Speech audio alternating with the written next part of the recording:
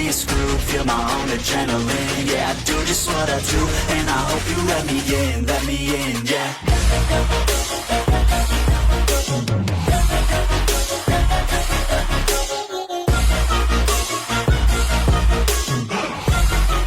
Hello and welcome back, fellow anime lovers, to Cypherfics.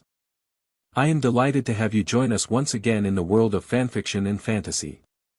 This is the third part of What If Gravityfalls Meet Total Drama series. Special note, this fanfic is written and a masterpiece of Shadowwriter 329 on FANFICTIONnet. Do check and support the author too. Now smash the like, share and subscribe button for more. Also press the bell icon so that you never miss such great parts. Thanks for the introduction. Now let's dive into the world. Lindsay was spying on Gwen like she was told, but outside of Cody bothering Gwen over what appeared to be her diary, there was nothing of any real interest going on. This so totally boring. Lindsay thought as she was confident that Heather was just blowing smoke or something and Gwen just happened to be the target. It also didn't help that she was starting to get a bit forgetful of what was going on and started looking around and found something that was far less boring. Less boring. That far less boring thing was Dipper helping to set up for the talent contest, mainly Pacifica. It was lights, some special effects and if needed pyrotechnics. She paid special attention as he was bending over for one final check, glad Dipper's shorts showed off a bit. Hey, guys weren't the only one that can admire a good butt. Making up her mind, she started to head down towards her secret boyfriend. Hey Dipper. Lindsay called out after Dipper helped finish setting up some music and got the Pines boy attention. Hey Lindsay, Dipper said with a smile. How are the tryout going? Good, Lindsay said returning the smile. Helga will be preforming with Pacifica tonight. Lindsay noticed an amused look Dipper was giving her before she realized what happened.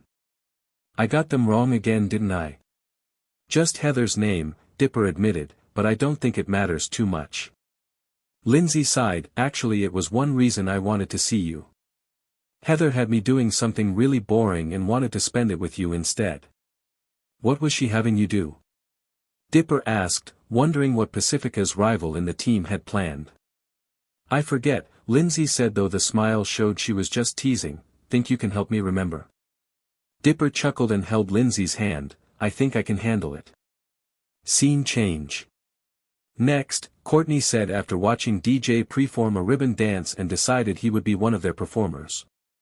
Bridget grinned, me. I can stand on my hands for 20 minutes. Watch. Bridget got onto her hands and did a handstand before them. Courtney however looked bored. That'd be cute if you were a monkey. Wow, that's cool, Mabel said with a smile. I can never do something like that.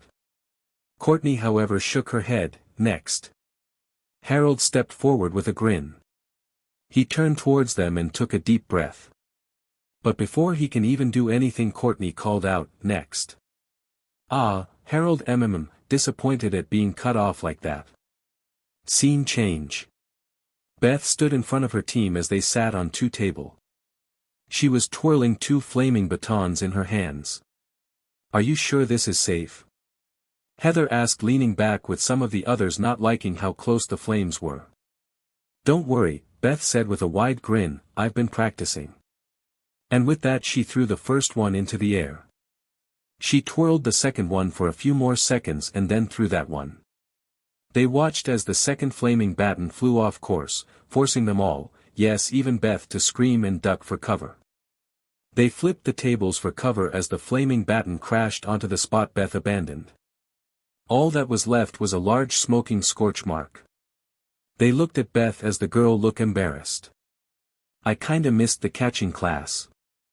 Okay, Heather said softly, I think it is Pacifica, me and Trent. Any objections?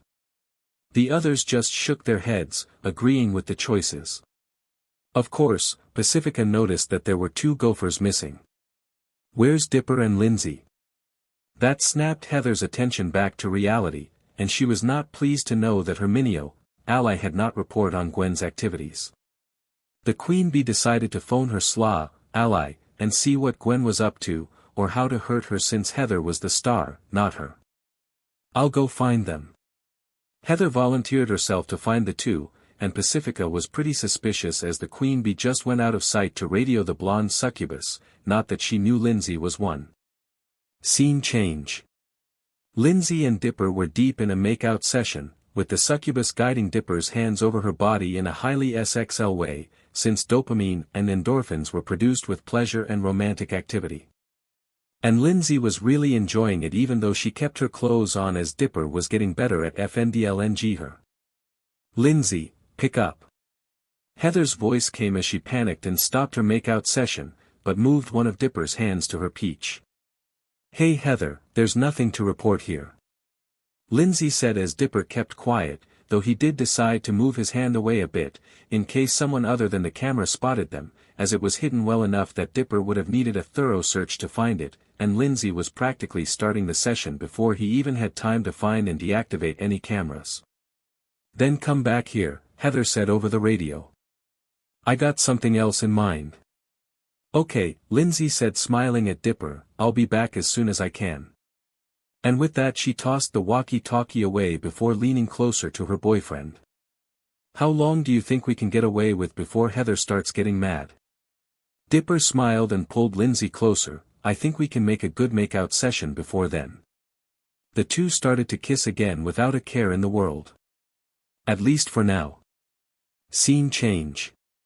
Lindsay was able to get another 10 minutes of making out before she returned to Heather. While both were slightly disappointed in the shortened time, they can agree they had fun those last 10 minutes. Heather stood by Lindsay on the porch of their team cabin with Trent practicing his guitar while Dipper was talking to Pacifica. Gwen walked back to them with Cody behind her. Gwen clearly had an annoyed look on her face, mostly due to Cody bothering her. Heather noticed them and said aloud, well, would you look at that, the first hookup of the summer. Gwen glared at her while Lindsay was about to point out what she had. Dipper were the first to hook up, but then remembered that Heather got jealous last time it was hinted, so she kept quiet. Don't get her wrong, she had no hesitations admitting that she was dating Dipper, but Heather would just cause problems for her and she didn't want to deal with it. Heather didn't take any notice of this. Had fun you two? Oh yeah, we were going all out, Gwen said sarcastically as Cody tried to be a gentleman and opened the door to the girls' side of the cabin for her. Gwen took no notice as she walked inside. It was so hot I need a swim to cool off. The door closed and Cody paused before he tried to peek through the screen door, but Gwen seemed to have worn her swimsuit under her clothes as she opens the door a few seconds later and walked out. Cody was hit by the door and fell to the floor. Gwen started off towards the dock when Trent got up and walked next to her. Hey, can I join you? Sure, Gwen said with a smile before she realizes what she was saying and tried to recover with a fake disinterested, whatever. The pair walked off, leaving the rest behind. Lindsay was able to walk to Dipper, planning on asking if he wanted to go swimming as well when Heather stopped her. You stay here, she ordered, let me know if Goth Girl comes back. Lindsay shrugged before she walked over to Dipper and Pacifica. What are you two doing? Just trying to figure out what song I should sing for the challenge, Pacifica said, going over the list she made with Dipper. Can I help? Lindsay asked, to which the two shrugged, not seeing a reason why she couldn't. Scene change. The Killer Bass were hanging out on the stage a few hours before the talent show ever started. Courtney had her violin out and was practicing near the front for her performance. The rest were playing a game of cards when Justin turned to Bridget as a thought was at the back of his mind. Can you really stand on your hands for 20 minutes? That is so cool that you can, Owen said with a chuckle, it's too hard for me to do. I know, right? Mabel agreed with the large teen. Want to bet that I can't? Bridget countered, pulling out a chocolate bar. Oh, you're on Surfer Girl, Wendy said, chuckling. I'll take a piece of that action, Harold added with a grin. Yeah, that's like virtually impossible. DJ pointed out, grinning as well. Bridget just waved her candy bar, ante up, she dared them. Less than 5 minutes later, almost everyone there, besides Courtney, has placed their bets and ante for Bridget's bet. Okay, 20 minutes starting, now. Duncan held his wrist watch up one he took from an intern that wasn't looking to time her while Bridget got onto her hands and walked forward slowly. She walked past Courtney, causing the girl to pass and look at her as she passes. Unknown to Bridget, her leg got tangled in one of the tied support ropes, and before she walked back towards the boys again, she felt the rope and struggled to get free while keeping herself up. They got the rope to break free after it untangled from her leg. This caused a spotlight hanging above them to get free and drop down. Courtney looked up to see the light was coming right at her. They group gasped and one shouted to her, "Look out!" Bridget shouted, "OCRP," fearing for Courtney's safety as it was her fault before the spotlight crashed into the stage. Courtney rubbed her head from the clash, just barely getting out of the way, though the crash knocked her back. However, the same can't be said for her violin. Courtney moved the spotlight to see the crushed remains of her violin. You, she started glaring at Bridget before she holds her violin to her chest and cried, "You killed my violin." "I didn't mean to," Bridget exclaimed to the girl. "Maybe Mabel or I can fix it," Wendy offered as she gently lifted the wooden instrument up. However, as she did so, the violin broke apart in her hands. Courtney broke down and cried loudly as the other girls tried to comfort her. "Or maybe not. Don't worry, it's not the end of the world." Mabel tried comforting as Courtney was still mourning the loss of her violin. "I'm so sorry." Bridget tried to comfort the CIT, but it seemed to not work. "I wouldn't worry about it. It was an accident," Wendy said as everyone else agreed. It was going to be alright for them, even if Mabel wanted to fix it. That's when she got an idea. Courtney, the CIT, looked up to the sweater-wearing girl as Mabel continued, "I don't think I can fix it, but I think I know someone who can." Wendy to Dipper. "Sure, we hadn't had much of a chance to hang out since this whole show started," Wendy said as she walked away to go talk with Dipper. "Come on, Courtney." Scene change. After a bit of discussing, Dipper, Lindsay, and Pacifica finally decided on a song to sing, and it was one that Dipper felt suited Pacifica quite well, other than Mirror Mirror. So now she was planning to ask Dipper to swim with her before the contest, but she then saw Heather lurking in the girls' side of the Gopher's cabin. What is she up to this time? Was the rich American's thought as she figured Heather was up to no good, and she knew since before certain events a few summers ago, she was pretty much the same way, just a lot better at humiliating and manipulating others than Heather. But before Pacifica can even come up with an excuse to see what the girl was planning, Mabel came running up with Wendy and Courtney behind her. "Dipper, we have an emergency," Mabel cried before she placed a bunch of pieces of what looked like a violin into his lap.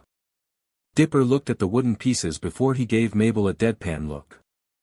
"Okay, 3 things to point out here. First is this violin is beyond repair." Here Courtney cried, no doubt realizing she had no chance to save her violin. Second being, even if it can be repaired, it would never be fixed in time for the contest.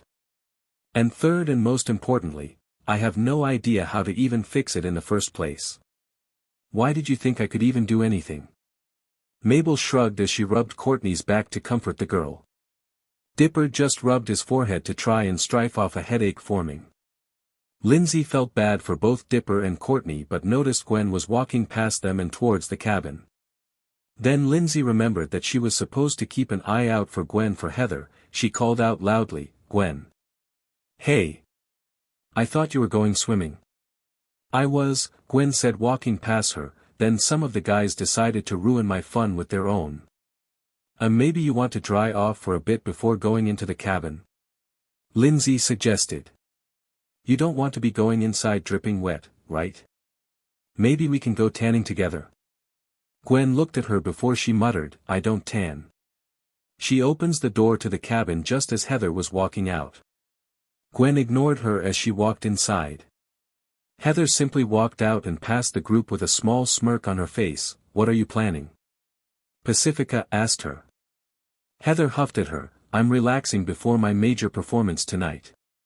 If I'm going to make a performance that outshines all these losers, then I need to be at my peak." She walked away, not seeing the glare Pacifica was sending her. Mabel then added, "She's going down." Oh, I plan on it, Pacifica muttered. Scene change. A few hours later the teams were gathered around the stage for the talent show challenge. Most were in the stands to watch while the rest were backstage. For the Screaming Gophers, Trent was tuning his guitar, Pacifica was drinking some water, and Heather with her ballet stretches. For the killer bass, they have Justin doing to be doing. Whatever he will be doing, DJ was flexing his legs for his ribbon dance, and then the final person was Bridget. After Courtney calmed down from her breakdown, Bridget offered to take her place to make up for it. Courtney took it, though they did have a backup plan with Mabel's idea. At the moment Bridget was relaxing next to Courtney, eating a bag of chips. Okay, I know I'm not as good as you are at your violin, but I can do this. Bridget told Courtney before Heather walks up to them. Bridget. The Queen Bee said, walking over to the surfer, too bad about the accident. I guess you're going to get your 15 seconds of fame after all, huh? What is this supposed to mean? Bridget glared back. Oh, nothing. Heather shrugged, no one would sabotage their own teammate. Unless maybe they felt threatened. Hey.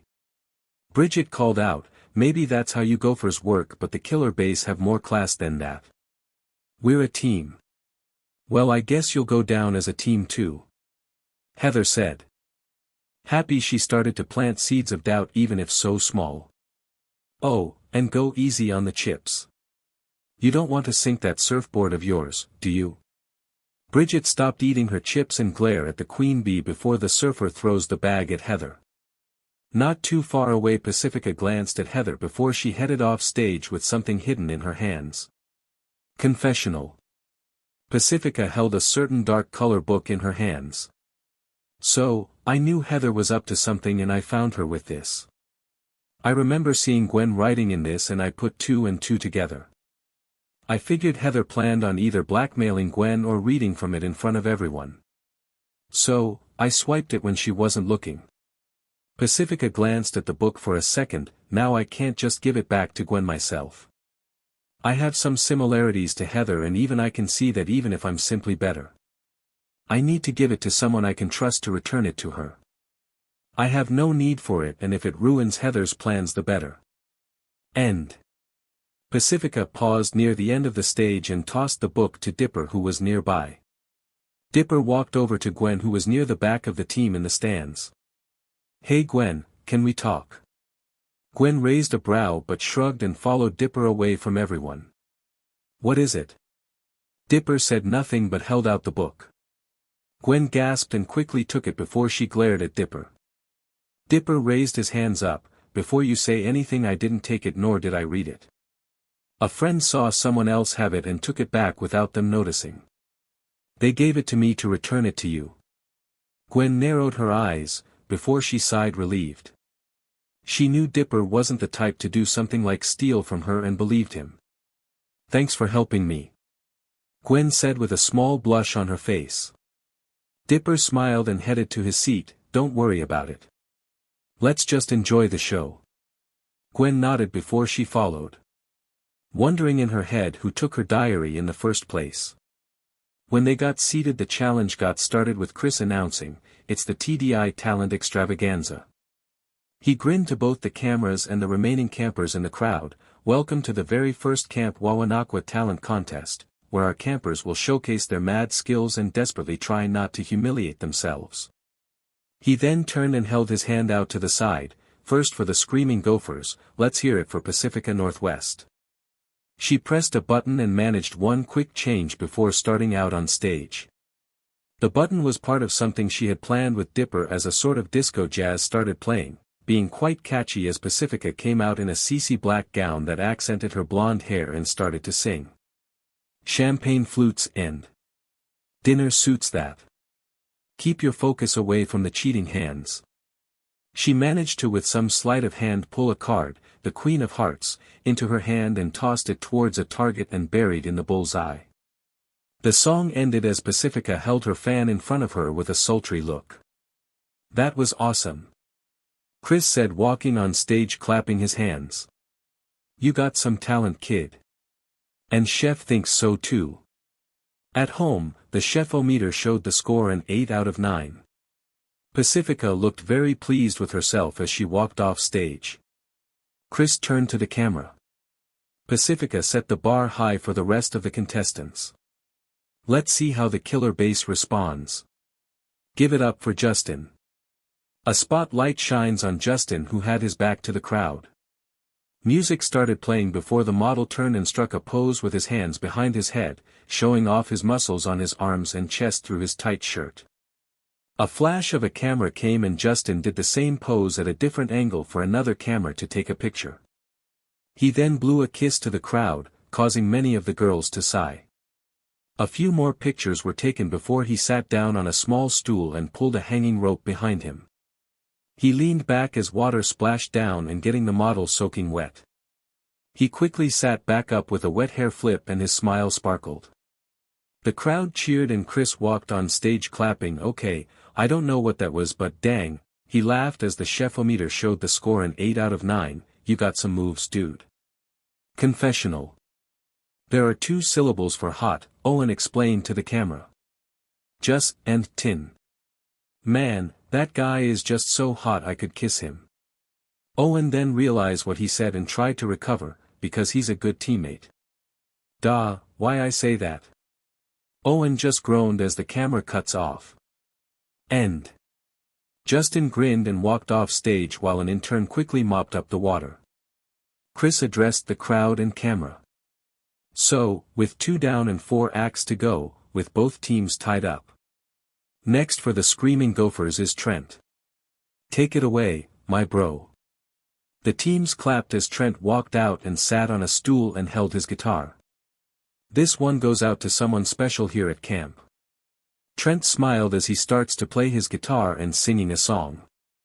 They say that we've only got summer. And I say that's a really bummer. But we'll swim in the sun and have lots of fun. It's just be the 2 of us. Nothing to do but just hang. So let me say only this. I'd stick around for just one kiss. The campers applauded as Chris ran to Trent's side and patted him on back. A nice little tune there. What does Chef think? The chef-o-meter showed a score of 6 out of 9. Not much. I guess after Pacifica's singing your work just didn't impress him enough. The musician waved to the campers nervously before frowning. Chris shoved him off the stage. All right, quit hogging my lights, buddy. Confessional. In hindsight, we probably shouldn't have had 2 singing talents going back to back, Dipper admitted, rubbing his head. But then again, we didn't have much else we can work with. End. 3 down and 3 to go, can the killer bass use this to get the lead? Let's hear it for Bridget. In the backstage, Courtney looked at nervously Bridget and asked, are you sure you can do this?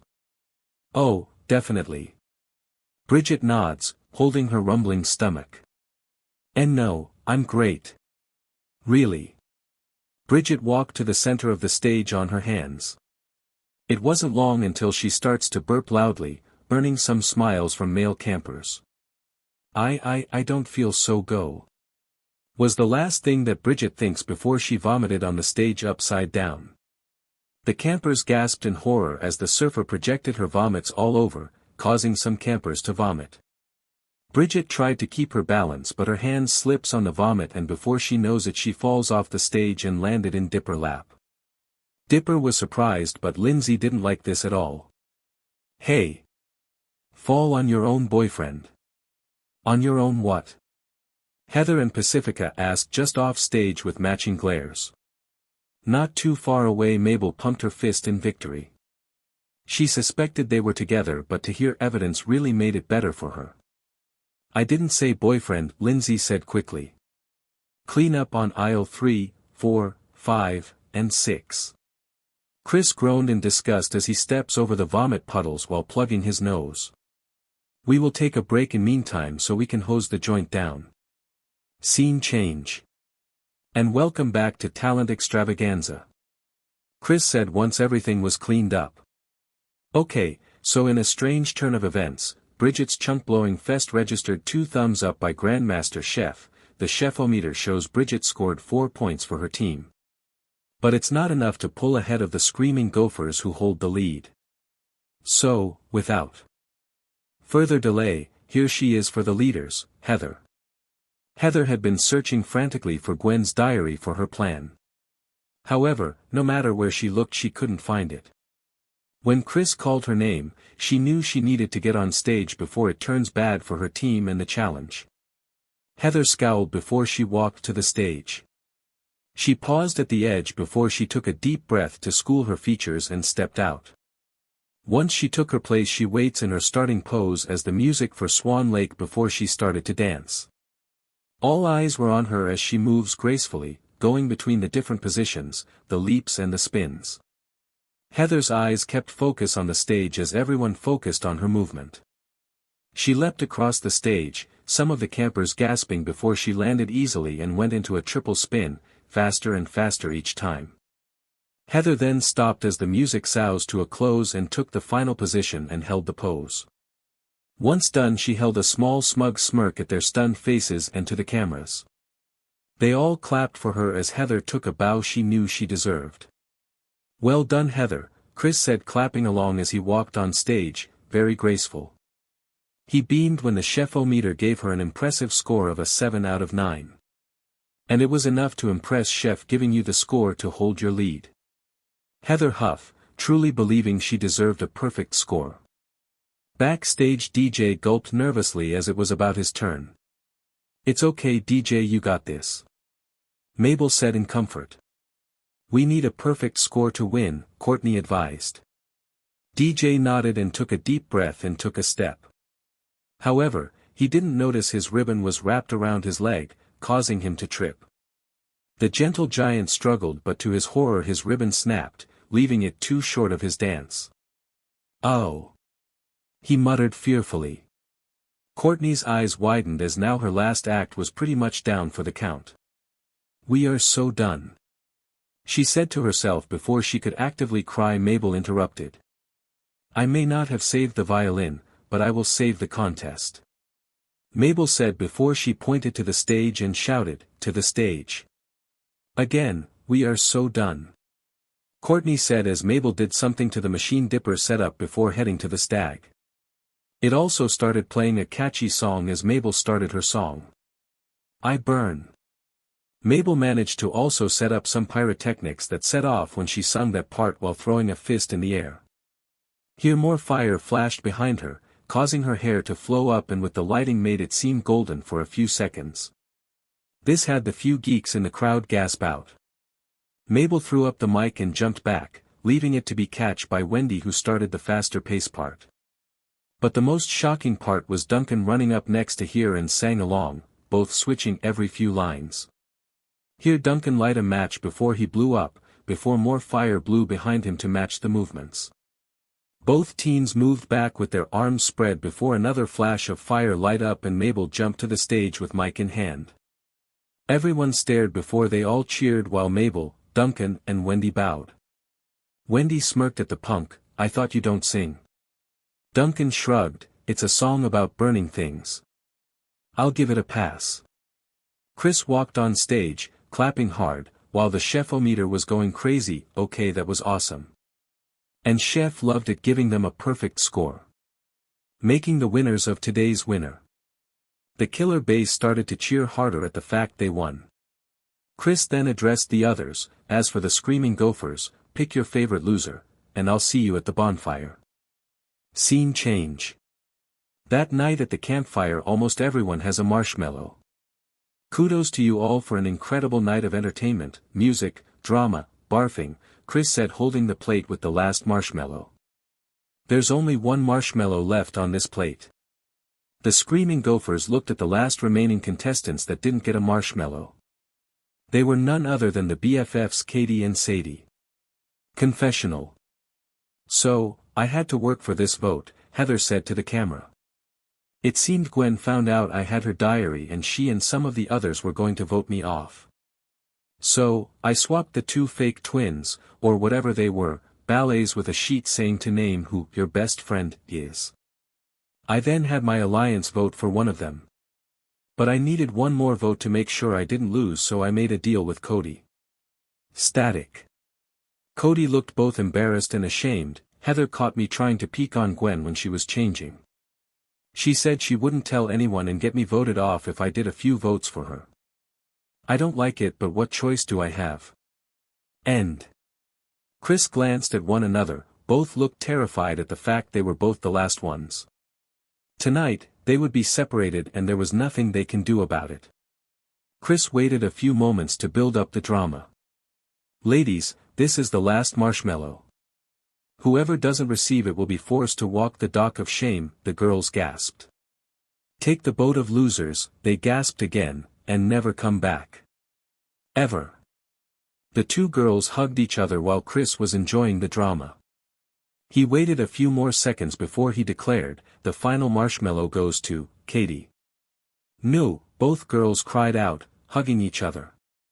The team looked at them, not seeing the smirk Heather had on her face at her victory. After 20 minutes Sadie finally made it down the dock of shame, though Katie was with her as well as several of her teammates.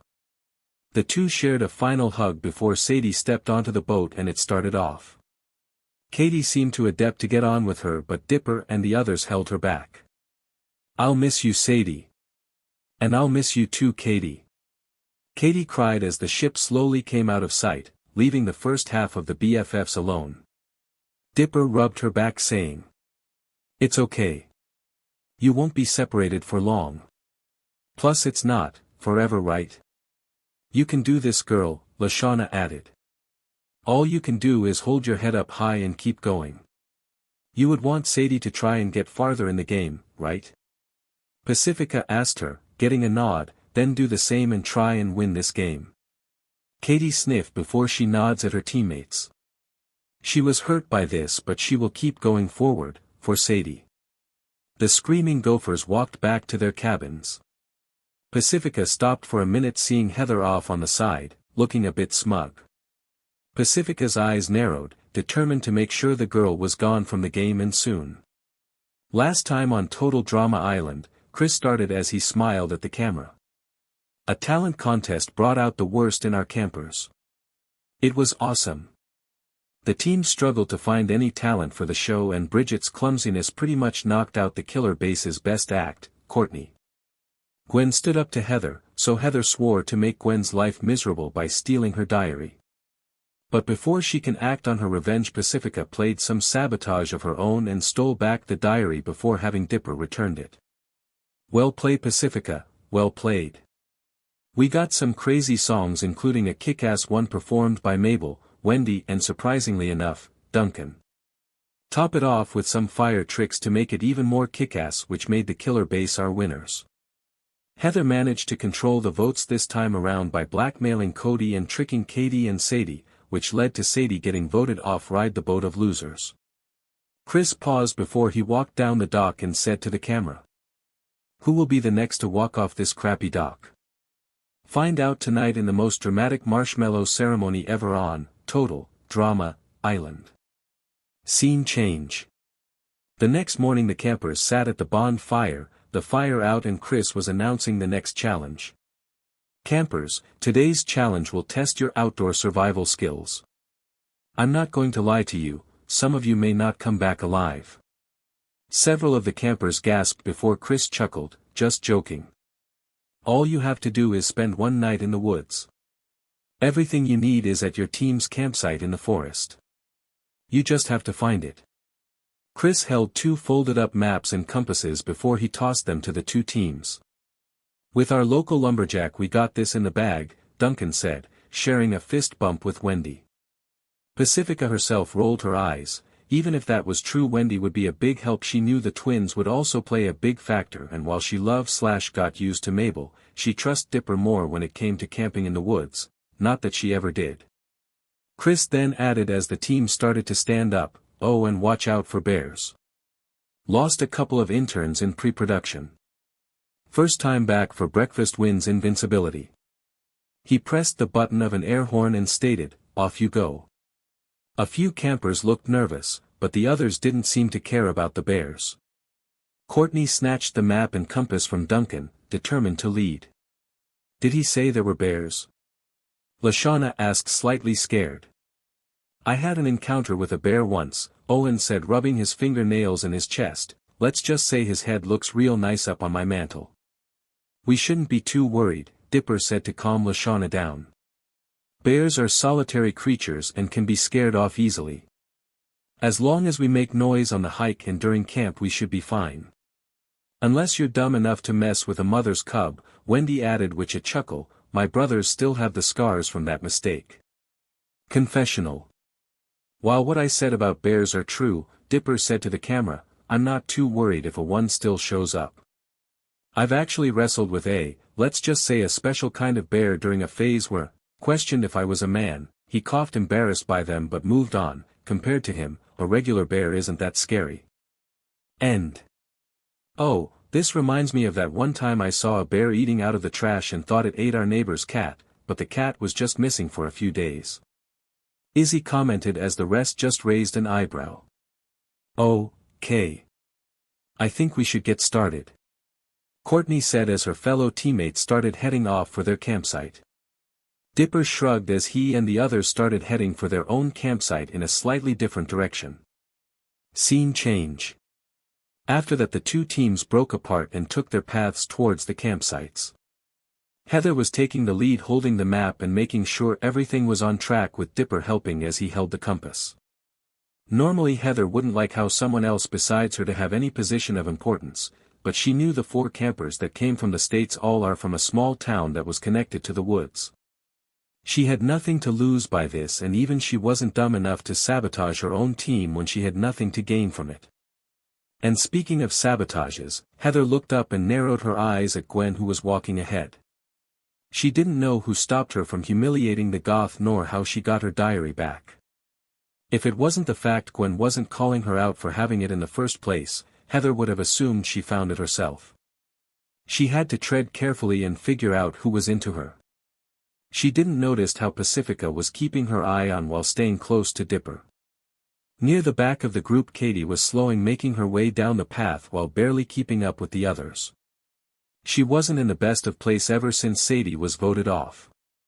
She cried for hours and if her team didn't pick her up, literally, she wouldn't have gotten back to her cabin and to bed. Confessional. Katie sat quietly, one hand rubbing her arm. I'm so lost without my BFFFL. That's best female friend for life. I thought we would go to the final 2 together and then we have fun at the end. Heck, this whole thing was supposed to be fun. I don't know what to do without Sadie. End. Over with the killer base. Courtney was leading the way reading the map. The others were surprised when Wendy didn't object to the CIT acting like the leader, since she was pretty much in her element. Wendy was just laughing along with Mabel who was entertaining herself and the others with some freestyle raps with Harold giving her a beat. My name is Mabel. It rhymes with table. It also rhymes with label. It also rhymes with smabble. You should write that down somewhere, Harold said, clearly impressed by the song. How about we focus on something useful? Courtney asked them, annoyed by the antics. Like focusing on the challenge. Dude, relax, Wendy said, rolling her eyes. We got this. It's just camping for a night in the woods. We have nothing to worry about. Near the back Owen was keeping his slower pace so he didn't have to worry about getting too tired. He stopped seeing a blueberry bush to his right. Oh, blueberries, he said happily before he started to pick the berries and eat them. He didn't notice the others were walking further down the path. Scene change. The screaming gophers made it to their designated campground, a wide-open space under a tall tree.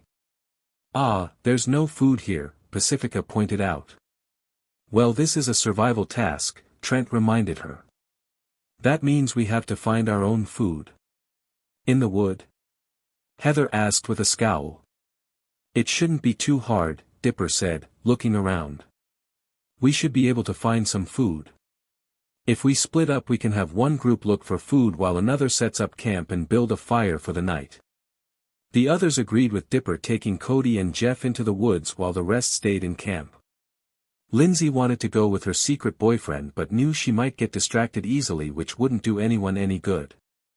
As the others started to gather firewood and get the tent ready, Heather muttered aloud, at least it will be a good week for my diet. Pacifica rolled her eyes as it was clear the queen bee didn't have any confidence in the boys. She didn't even bother responding since she knew Dipper would make her eat her words. Scene change. As the screaming gophers were getting set up, so too were the killer base, though they were missing one person that they had yet to realize was missing. So, who else here has wilderness survival skills? Courtney asked as Wendy was starting to get into her element, pretty much getting everyone to look at her as she started chopping down a few trees and fashioning weapons like a bow and crude wooden arrows from the supplies. I guess Wendy's got this covered. How does she do it? Harold had to ask while Wendy was pretty much setting up crude shelters from some of the wood and finished with some of the base stuff. Instead of celebrating Christmas, my dad would take my bros and me for apocalypse survival training every year. I'm pretty much good at this. Wendy answered as she fired a bow and nailed a bat. Sweet. Bat meat. Everyone else stared, not only for the crazy shot that she made so easy but also for the what she caught for dinner. Duncan gaped at Wendy, who removed her arrow from the bat and was looking it over. Confessional. Okay, it's official. Duncan said to the camera with a smirk. Wendy is the coolest camper here. And how she killed that thing in the air. Man, that was hot. He then realized what he just said and glared at the camera. What? Got something to say about it? End. Is that even safe? Courtney asked, slightly concerned. There's no parasites or rabies, is there? It's not rabid, Wendy pointed out, rolling her eyes.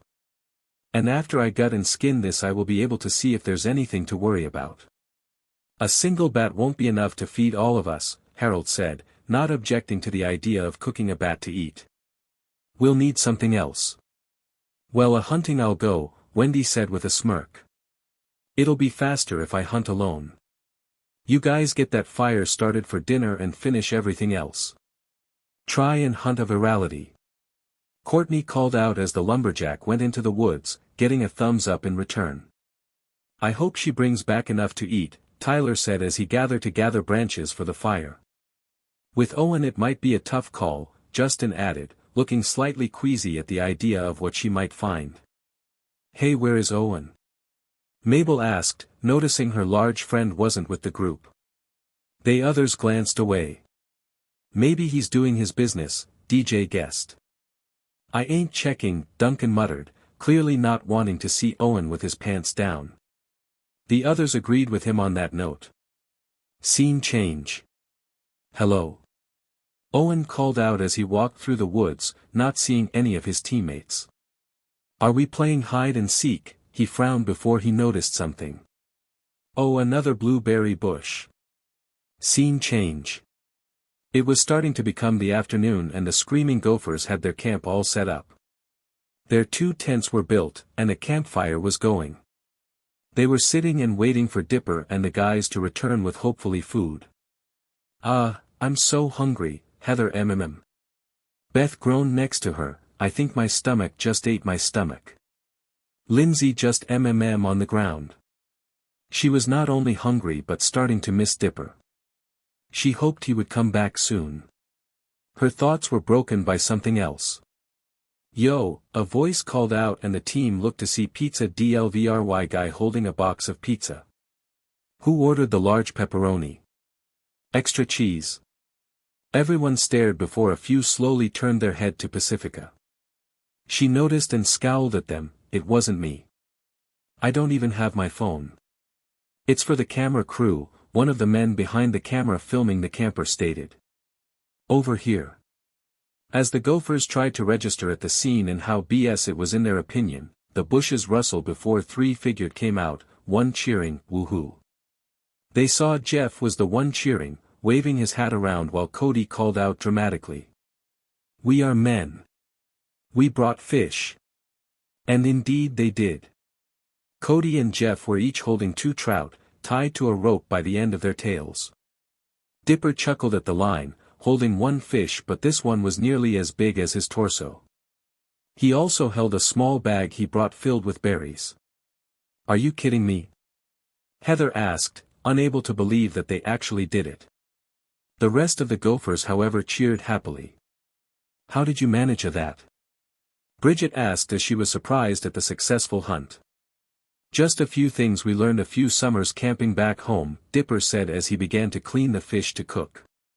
Cody and Jeff were fast learners and speed everything up. "Now that's a major haul," Lashana said as the sassy girl was amazed that the boys managed to get all of those done.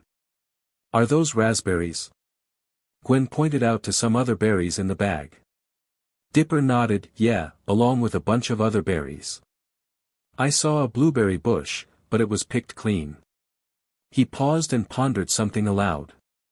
What kind of animal would eat an entire blueberry bush? Scene change. Owen was still lost in the woods as he continued to look for his team. "Hey guys, this isn't funny. Where are you?" "Ooh, another blueberry bush." Owen proceeded to stuff his face a third with a third blueberry bush, not noticing a few very angry rabbits. Scene change. Night started to fall when Wendy returned with a few rabbits, squirrels, bats and even large trout. They were all amazed at what she got in a few hours, but none were complaining as Wendy gutted and skinned the animals for dinner. Mabel looked bored without her friend Owen with them. After a half hour had passed since they noticed him missing, they assumed he had gotten himself lost. The problem was since they didn't know where he separated from the team and how dark it was getting, they were unable to look for him. Even Wendy wasn't confident she would be able to find him. Plus they all agreed the smell of food might be able to draw him to the camp. Mabel was slightly worried, but she had faith in her friend as he was tougher than he looks. Though she hoped he had enough food for the night. Glancing towards the woods, she noticed DJ walking out from a bush, something on his hand. "What you got there, DJ?" she asked, getting up. DJ smiled and showed a small gray fur rabbit in his hands. "Aw," Mabel cooed, "he's adorable." "Yeah, I found him around camp," DJ explained as the others walked towards him now. "He gonna be my new pet. I'm gonna name him Bunny." "Just keep him on that side," Wendy warned as she finished with a rabbit. "So I don't either try and skin him into more meat or so he doesn't get nightmare of an axe-wielding red-headed mad woman killing his kind for sport." She chuckled at her joke, though DJ did make sure his pet's eyes were covered. Duncan chuckled, "That sounds like would be the star of a good slasher flick I would see." "That depends," Wendy asked amused, "do I get to kill the dumb couple having sex in the movie?" "Only if the girl gets mostly naked first," Duncan added, getting a scowl from Courtney at the blunt joke, but he ignored it as the others seemed amused. "But seriously, that reminds me of a few scary stories I know." Wendy raised a brow at him, before pointing to a spot by the now going fire. "Seats open and there's time before anything is cooked. So go ahead, impress me." "Oh ho, you're on," Duncan said, accepting the challenge. Confessional. Courtney gave a disgruntled noise. "Ugh, those two get along way too well and they seem to love acting up. And yes, Wendy is the coolest person I know as it. As much as that pains me to admit it," this last part she mutters lowly before going back to her normal tone. "But you think she would act more mature for someone that is no doubt a strong contender for this game." Static. They like each other, Izzy teased loudly before giggling madly. "Oh, now I want fish for some reason." End. With the meat cooking over the fire, the rest of the campers sat around as Duncan was finishing his tale. So suddenly, they heard this tap, tap, tapping on the side of the car. The girl was freaking out and even the guy was getting a bit scared. So, he turned the car on and he stepped on it. When they got back to the girl's house, she opened the door and screamed, because there was hanging on the door handle, was the bloody hook. The others were getting scared looks which caused Duncan to smirk. They say this killer is still alive, wandering these very woods. He could be anywhere. Even. Duncan was quite before he pulls out a hook with scary expression, right here. Many of the campers screamed, which caused Duncan to laugh. It didn't take long before Wendy laughed and then Mabel gave her own good-natured chuckle. "Duncan!" Courtney shouted, stomping over to him, "that was so not funny." No, no it was, Wendy objected, sitting back up from the fall she had while laughing. Dude, that was the best ending to that story. It was, wasn't it? Duncan asking, tapping his chin. I just wish that it was all on camera. Oh wait, it is. The punk smirked at Courtney before she snarled at him. Wendy laughed and shared a high five with the punk. Courtney growled, you are so vile. Then there was a howling in the forest before she hugged Duncan out of fear, and the punk smirked when Wendy, Tyler, and Mabel gave him the thumbs up. Relax Courtney, we're just having some fun, Wendy added once the CIT calmed down from the small scare. Duncan chuckled, let's see you top that. Challenge accepted, Wendy declared before leaning forward. Let me tell you of a night my friends and I had one summer night nearly 3 years ago. When we went to a small abandoned store called Dusk to Dawn. Scene change. The screaming gophers were sitting around the campfire, waiting for the fish to cook. So anyone got any good campfire stories? Jeff asked, getting a little bored. Heather scoffed, please what are you? 10. We don't need to tell stories. We got nothing better to do, Trent pointed out. The fish still need time, so might as well. Unless you're too scared and can't handle any scary stories, Pacifica taunts her, much to her own amusement. Like you have anything scary, Heather objected with a glare. Lindsay took this moment to scot closer to Dipper, feeling a bit bored as well, even if she isn't able to go make up like she would have liked, for her condition and because she wanted to have fun like that. You have any good stories, Dipper? Before he could answer, Cody got their attention. Hey, where's Katie? He asked, noticing the one half of the friends was missing. I think she had to pee, Lindsay said, thinking for a moment, taking a bit longer due to forgetting who the girl was for a moment. Wasn't that an hour ago? Gwen asked, looking up from her diary. Oh boy, Lashana muttered before she called out, Katie.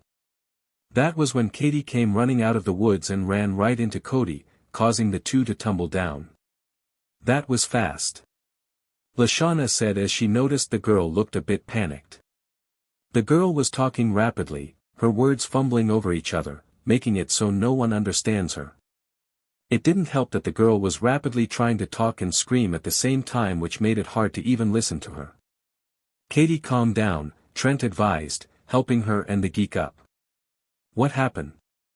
Katie moved so she was hiding behind Cody and explained in a panicked tone, I wanted to be alone after I went into the woods, so I started to walk around. I didn't see it and I bumped right into it. I knocked down all its stuff and it fell into the river. It got mad and growled at me and I ran, but it kept chasing me. What's chasing you? Dipper asked, slightly concerned. Him, Katie replied, pointing behind them. They turned to see a large bear pushing his ways through the bushes, growling and looking angry. It gave an angry roar, causing the teens to scream. Katie, you idiot! Heather shouted, backing away from the bear with the others. You lead it right to us. I'm sorry. Katie replied, jumping into Cody's arms as the geek slowly backed away and trying to stop himself from peeing his pants. Truthfully, if there wasn't a hot girl in his arms he would have already done so. What do we do? Beth asked, hugging Lindsay in fear. The bear just growled and walked towards them in his hind legs. He barely glanced at the fish over the fire with focus solely on the teens. But to everyone's surprise, Dipper stepped forward, carrying one of the long branches they had picked to add to the fire or to cook more food on. Easy buddy, Dipper said softly while holding the stick like a weapon. Let's just go back to your cave and we won't have any problems. The bear just gave a roar as a reply to the challenge. Dipper however sighed, okay, don't say I didn't warn you, big guy. The bear swiped at him but the boy ducked and smacked the stick into the bear's gut. The animal grunts but didn't fall as he lunged at Dipper. The teen jumped to the side and used his staff to trip up the bear's legs. It gave a short grunt when it fell before it growled and was back on its feet. A roar made the others jump but the bear's attention was now purely on Dipper. Dipper smacked the bear across the snout, getting it to growl and try to swipe at him again. Dipper avoided it easily and jumped around so he was behind the bear. The creature tried to turn after him, but Dipper was too fast and made sure the bear wasn't facing him, much to the frustration of the bear. Finally Dipper decided to stop playing around and jumped onto the bear's back before catching his staff across the bear's neck. It roared and struggled, both trying to swipe at Dipper and to get him off its back. Everyone was watching, some gaping, some unable to speak at the sight. Lindsay had to keep herself from swooning at how manly Dipper was being in her opinion. Pacifica herself looked slightly smudged since she knew Dipper could handle himself easily, facing worse than a normal bear. After a minute of struggling with the beast, Dipper pulled back on the staff, forcing the bear to fall backwards and onto the ground. Dipper had jumped off before he was crushed and stood above the groaning bear. The animal rubbed his head before looking up at Dipper, who jerked the staff at him. The bear flinched, but Dipper stopped the staff short of his snout. He looked up at Dipper, who jerked the stick towards the woods and gave a simple order. Get! The bear hurried to its feet and ran on all fours, trying to put as much distance between him and Dipper as possible. Dipper himself felt proud of himself and turned towards the others, a smirk on his face. The screaming gophers were completely still before they all cheered as one.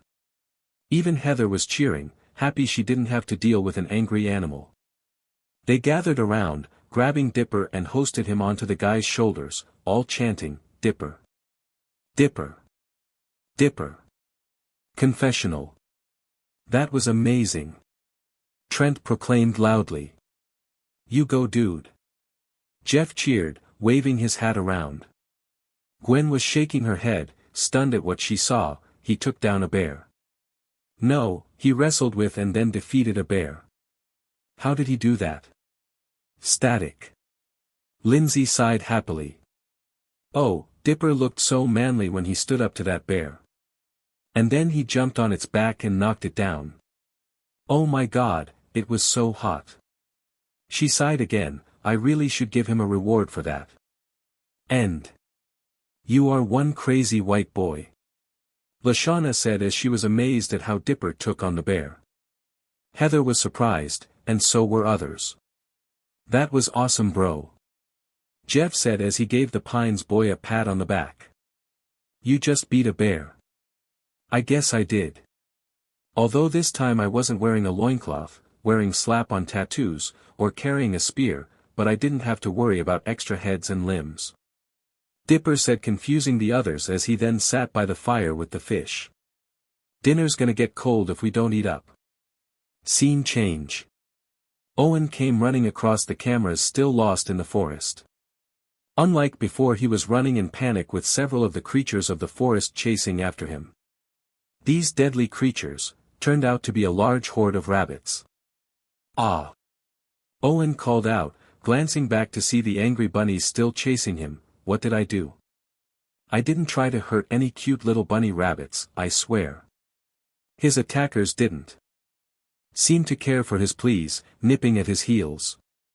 Owen started to breathe, fear for his life the only thing keeping him from dropping from running too much. He spotted a cave up ahead in the side of a cliff. Without hesitation he ran ahead before sharply turned and ran into the cave. Once hidden in the dark cave, he glanced back to the entrance and saw the bunny horde hopping past it, not knowing he had tricked them. Once the bunnies seemed to be gone, Owen sighed in relief before he sat down on a rock. Finally. I think I'll sit here and rest for an hour. He then leaned back and flopped to the ground. Or 3. Scene change.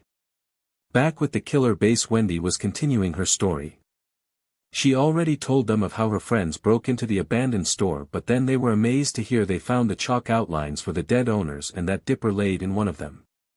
They had started to get crazy when she told them how one by one her friends started to disappear, being punished by the ghost in different ways. She told them how Mabel was possessed by the ghost and taunted them, as well as make the store seem to be upside down and everything fly around them. She told them of how Dipper figured out the ghost had a grudge against teenagers and was able to call the ghost out since the twins were only 12 at the time. Here Wendy twisted the tale a bit, mostly to make the story better and also to save Dipper some embarrassment. Instead of calming the ghost down and making a deal with a silly dance, she had Dipper tricking the ghost after listening to their backstory, forcing themselves to pass over to the other side. Most were amazed by the story, others didn't believe it. Duncan wished he could have been there, not only to break into the place and hang out but also to see the ghost in real life. "Oh, is that what happened?"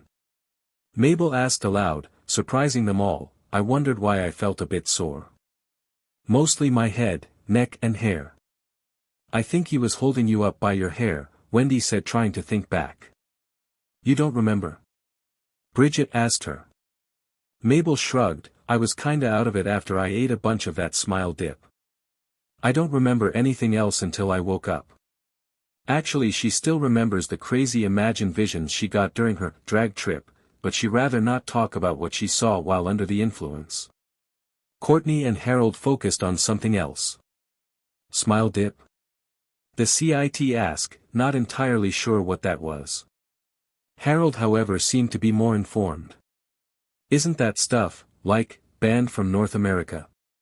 "It is," Mabel admitted begrudgingly. Duncan leaned over and whispered to Wendy, "How bad was it?" Wendy shrugged. "I think she was as close to a drag trip you can get without the drags." "That is very irresponsible of you, Mabel," Courtney scolded the younger girl. "Oh, relax, princess," Duncan said, rolling his eyes. "It was years ago. Plus, what's the harm in a little fun?" "Fun?" Courtney scowled. "It was not only illegal but also completely irresponsible. Plus, we're on national television, you all could get into trouble. Unless the ghost come back from the grave, again, I don't think someone will press charges," Wendy reminded her, getting a few laughs from the others. Mabel shrugged, not caring if others know what happened that night, even her less than proud moment. Still, if it helped others see the evil that was Smile Dip, then she was all for it. She pouts, glancing around, still sad that Owen was still lost. She knew her large friend would have liked the story, though she would have to remind him not to even try the evil. Her inner muse was broken when she noticed something. "Hey, where's Izzy?" The others looked around and saw the crazy girl of the team was no longer with them. "Just great," Courtney muttered, "another lost teammate. This is so gonna make us lose the challenge." "Way to have your priorities in order," Wendy countered, getting up from her seat. She couldn't have gone far. "I'll search around the camp. Maybe she just went to go pee in the woods." As if on K, the bushes rustled behind them. "What I tell you?" Wendy said, glancing towards the bush. "I hope you didn't make too much of a mess, Izzy." But it wasn't Izzy that stood from behind the bush but a large brown bear. It growled at them and stepped into the clearing. The other campers looked frightened and started to back away slowly. Before the bear could take a step further, an arrow shot into a dirt next to it. It looked at the arrow confused before glancing up to see Wendy. "It's her bow arm to fire again," that was a warning. "Leave and I won't fire the next on in your ass." The bear just looked at her before it growled again.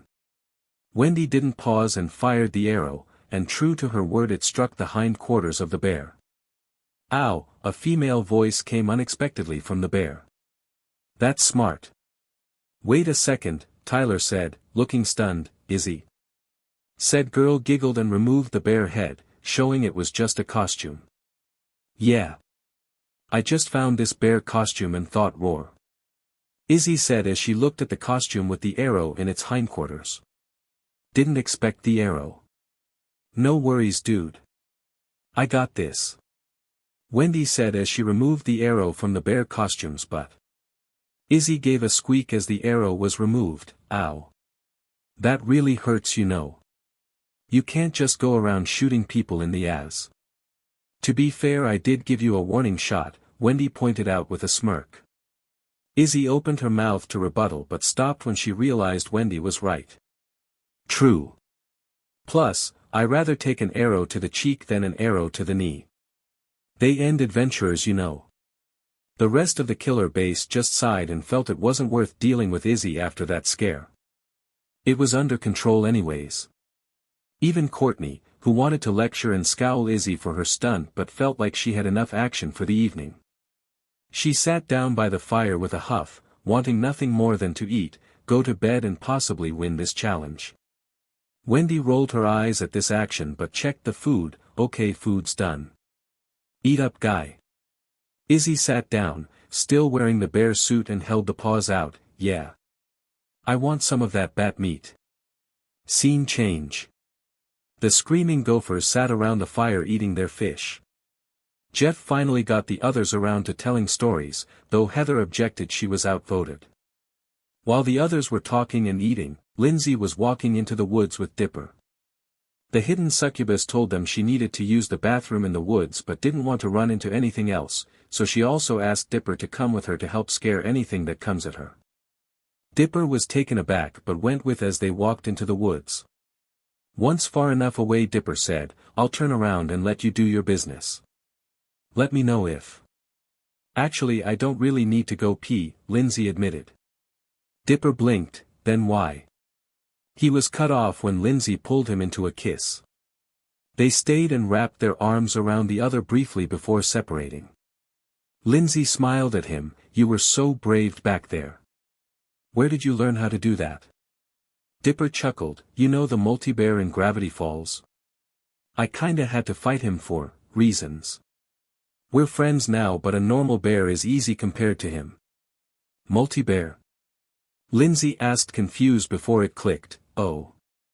I always thought his name was Bear. But still, you were so brave. I wanted to give you something for saving us. The couple kissed again, their bodies leaned against a tree and just enjoying the moment. Dipper felt like he was truly a man now, not only taking down a bear but getting the girl as well. Scene change. Owen yawned loudly and stretched his body. He wasn't sure how long he has been asleep, but after all the excitement he felt the nap was very much needed. He glanced towards the cave entrance and saw that it was raining outside, so he decided it would be better if he stayed in the cave. Of course, he then felt himself being pulled into a deeper hug. Confused, Owen glanced to his left and held back a scream of fear. Laying next to him was a bear. A fully grown bear that thankfully was asleep at the moment. Owen dared not make a sound, not wanting to deal with a bear. The rabbits were bad enough as it was. The bear was holding him into a hug as it slept, making no motion. It knew Owen was up. Owen wiggled to get out of the arms, but all this did was the bear to pull harder, squeezing Owen to his body like a stuffed bear. As Owen laid there, he couldn't help but compare himself to a teddy bear being held by a real bear. Is this irony? He couldn't help but wonder. Scene change. The sun peeks through the gaps of the trees, the rain stopping hours ago, and the two teams were still asleep. The killer base was finally able to get some sleep last night, dispirited the storm last night, huddling close together in their shelter. Some of them were leaning against each other for support while Mabel slept with her head on Justin's chest. Duncan was laying down with Courtney laying on top of him, cuddling a bit as well in her sleep. Courtney groaned and started to wake up. She opens her eyes and looked up to see Duncan with his eyes open and looking down at her. Morning sunshine. Courtney gasped and shot up. Oh my gosh, you. She pointed at Duncan as the others woke up from the cry. You were cuddling with me. I was on my back trying to catch a few Z's, Duncan explained calmly, though he still had a slight smirk on his face. You were snuggling up to me. Courtney scoffed. You are such an ogre. Duncan however shrugged. I've been called worst. Ladies, Wendy started with a slight groan as she was getting up. You're both pretty. Confessional. I just want to say for the record, Courtney explained to the camera, that I was totally asleep and cannot be held accountable for the so-called cuddling with Duncan. It's like it never happened. End. The screaming gophers were starting to wake up as well, some sleeping on each other in the tent. Dipper woke up feeling it was morning with the birds singing and the sun peeking through the tent. It was then did he feel a weight on his chest. He glanced down to see two heads of blonde hair laying on top of it. His eyes adjusting to the light, he found both Lindsay and Pacifica sleeping on him. Lindsay he honestly expected since the rain cut their making out short, but Pacifica surprised him. He noticed he wasn't the only one awake, with Jeff and Cody also up, both smirking at him. Nice going dude, Jeff whispered while Cody gave him a thumbs up. Jeff glanced towards a still sleeping Trent and also smirked, and you're not the only one that's lucky. Dipper glanced towards him and smiled, seeing Trent smiling in his sleep while Gwen laid her head on his chest much like the other two girls. Seeing the sun getting higher, Dipper whispered, "As much as I want to lay here, we should get up. We still have a challenge to do." The two nodded and they started to get everyone up as well. Scene change. At Camp Wawankwa, Chris was setting the firewood just right to put him in the best lighting for tonight's campfire ceremony. He heard running and turned to see the killer base racing their way out of the woods and into the campground. "We're the first ones back." Courtney cheered. "They beat us here." Heather screamed as she and the rest of her team ran to the camp. "Hold on a second, ladies," Chris was getting between the two teams. "Correct me if I'm wrong, but it seems we are missing a few campers." The two teams looked at each other before Jeff asked, "Where's Owen?" Courtney shrugged, about to say he was most likely eaten by wolves when Wendy cut her off. "Dude got lost since last night. We haven't been able to find him." Before anyone could comment on that, a scream could be heard, getting louder and louder. Suddenly Owen burst through the bushes and started to run around the group. "Ayayoa! Help me! That bear wants to eat me! I want my mommy!" He ran in circles around the teams before Heather had enough of this and stuck her leg out. The big oaf tripped and clashed to the ground in front of his team. "You okay, Owen?" Mabel asked, concerned for her friend. "I think you outran the bear," Wendy pointed out, since nothing else was coming from the woods. "As amusing as Owen's trauma is," Chris said, getting everyone's attention before waving a hand to the other team. "The winners are the Screaming Gophers. And as a reward you're all going on an all-expense-paid trip to the tuck shop." The Screaming Gophers cheered as Dipper was hugged by Lindsay in celebration, not seeing the glare Pacifica was sending her. Chris turned to the other team, "Killer Base, meet me tonight at the campfire." Scene change. That night the campfire was roaring as the Killer Base sat in the logs. "You've all cast your votes," Chris said to the campers. "The camper who does not receive a marshmallow must immediately hit the dock of shame, grab the boat of losers, and get the heck out of here." The host grinned with narrowed eyes, "And you can't come back, ever." The campers barely reacted. "Now I can see you're all tired, so I'll just throw them to you." He held the marshmallows before he tossed them to the campers as he calls out who was safe. Mabel, Wendy, Harold, Bridget, Tyler, Izzy, Justin, Duncan, Courtney. Chris stopped and looked at the two remaining campers, Owen and DJ. "There is only one marshmallow remaining. And it goes to DJ." DJ beamed as he caught the marshmallow. Owen looked dejected but smiled when DJ offered him the marshmallow to eat. Chris pointed to the docks. "The boat of losers awaits." Scene change. Owen got onto the boat careful before he looked to his friends who came to see him off. "Sorry dude," Wendy said, starching her head. "We'll miss you, Owen," Mabel said, jump to give the big guy a hug. Owen returned the hug, knowing he will miss her and everyone else too. He waved goodbye as the boat took off. He sat down but smiled since he had a lot of fun here and he made a ton of friends. Owen wondered what would have happened if he won, but no one can say he didn't try. So alright folks, that's all for today. Stay tuned for more parts. Do subscribe, like and share for more such videos. Also check out the story and author Shadow Rider 329 on fanfiction.net. Press the bell icon to be notified first on release. See you in the next video. Till then, goodbye.